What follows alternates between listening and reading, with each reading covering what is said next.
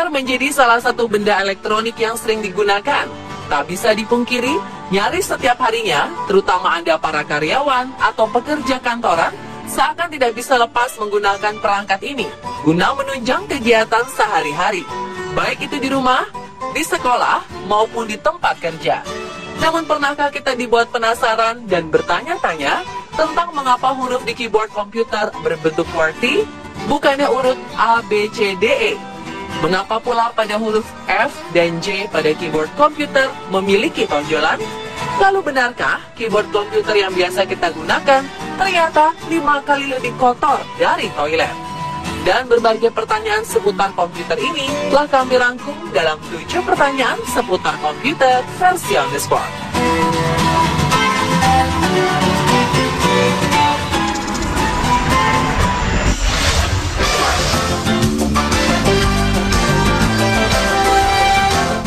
Anda bertanya, mengapa susunan huruf dalam keyboard komputer berbentuk acak atau QWERTY?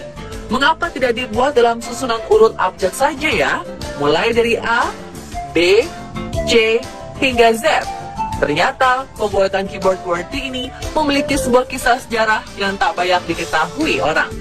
Bermula pada 1868 silam, Christopher Latham Schultz, seorang perancang tombol papan ketik, menyusun keyboard yang ingin dibuatnya secara urut abjad.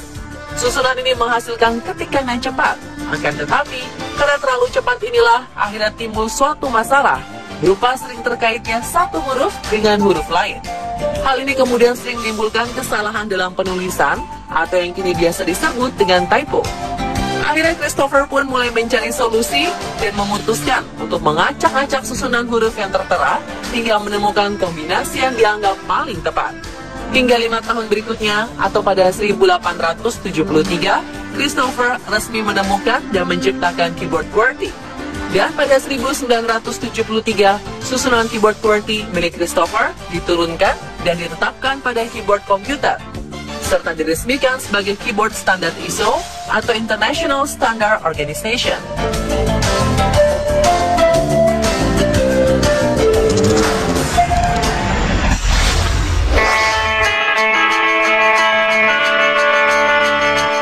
Coba perhatikan kembali keyboard komputer atau laptop Anda.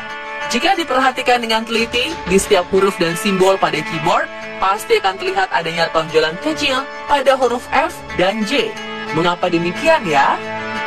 Ternyata hal ini bermula sejak 1888 ketika Frank Edward McGoring menemukan suatu metode bernama touch typing, yakni cara mengetik tanpa melihat tombol di keyboard. Rupanya tonjolan di huruf F dan J ini sengaja dibuat untuk membantu meningkatkan kemampuan dari touch typing tersebut. Tonjolan ini mampu mengidentifikasikan huruf yang sedang dipencet tanpa perlu memperhatikan tombol yang ada di keyboard. Lantas mengapa harus di huruf F dan huruf J ya? Mengapa bukan huruf lain? Kali ini karena huruf F dinilai sebagai posisi paling tepat untuk meletakkan jari telunjuk kiri. Sedangkan huruf J dinilai sebagai posisi paling tepat untuk meletakkan jari telunjuk kanan. Modifikasi tombol huruf F dan J ini pun akhirnya resmi dipatenkan oleh John E. Voltage pada 2002 lalu.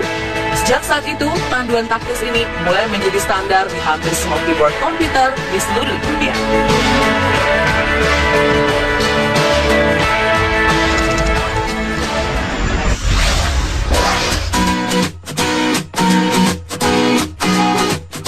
Apakah Anda termasuk salah satu orang yang hobi meletakkan laptop di atas paha? Tahukah Anda bahwa hal ini sangat tidak dianjurkan? Mengapa? Karena ternyata laptop yang sedang dinyalakan dapat menghasilkan radiasi elektromagnetik. Radiasi ini dapat menimbulkan bermacam bahaya seperti sindrom kulit terbakar, tumbuhnya sel-sel kanker, menurunnya daya ingat, hingga terganggunya kesuburan pria dan wanita. Bahkan bila seseorang secara terus-menerus terkena radiasi thermal yang dihasilkan laptop, akan menimbulkan rasa mual, pusing, dan sakit kepala. Jadi, mulai sekarang, sebaiknya hindari hal ini ya, letakkan laptop di atas meja atau alas lainnya.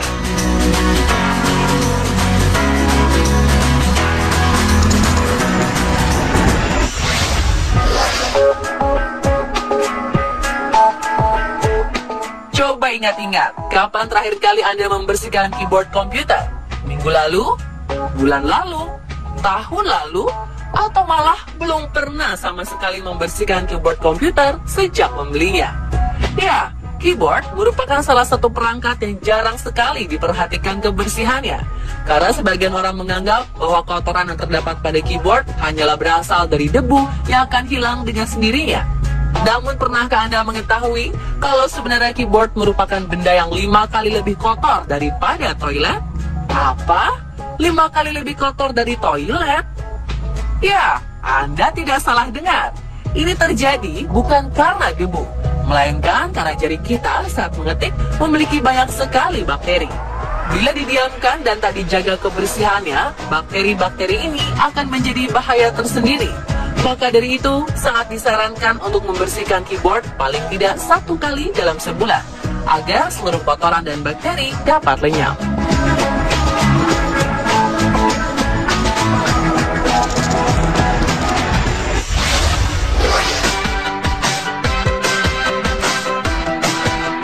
Beberapa pengguna Windows komputer pasti akan melakukan refresh desktop ketika kinerja perangkat mereka mulai tersendat atau tiba-tiba hang. Pertanyaannya, apakah cara ini terbilang efektif?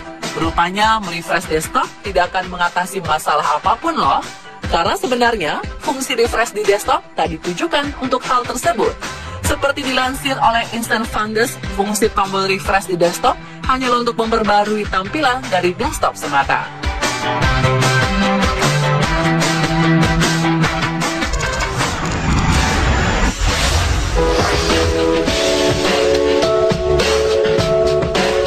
Pernahkah Anda dibuat penasaran tentang mengapa seorang peretas atau hacker dapat melacak hentakan di keyboard Anda?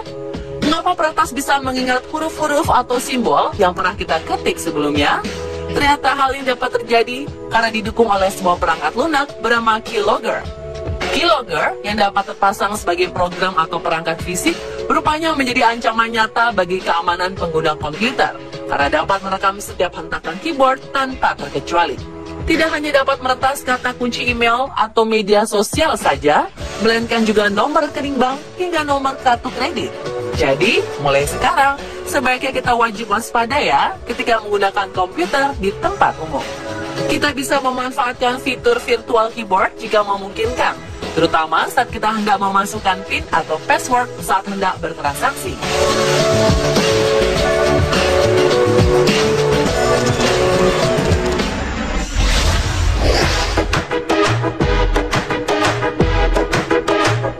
Bagi seseorang yang sangat protektif terhadap komputer maupun laptop pribadinya, mereka akan menggunakan 2 atau lebih antivirus berbeda untuk menjaga keamanan perangkat. Tetapi tahukah Anda bahwa hal ini sangat tidak disarankan? Mengapa demikian? Ternyata keberadaan banyak antivirus berbeda dalam satu perangkat komputer dapat membuat timbulnya aksi saling serang antar antivirus.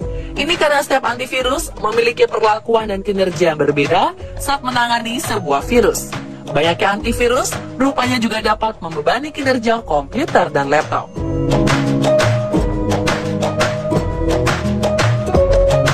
Pemirsa, itulah 7 pertanyaan seputar komputer versi on the spot. Semoga dapat menambah pengetahuan Anda ya.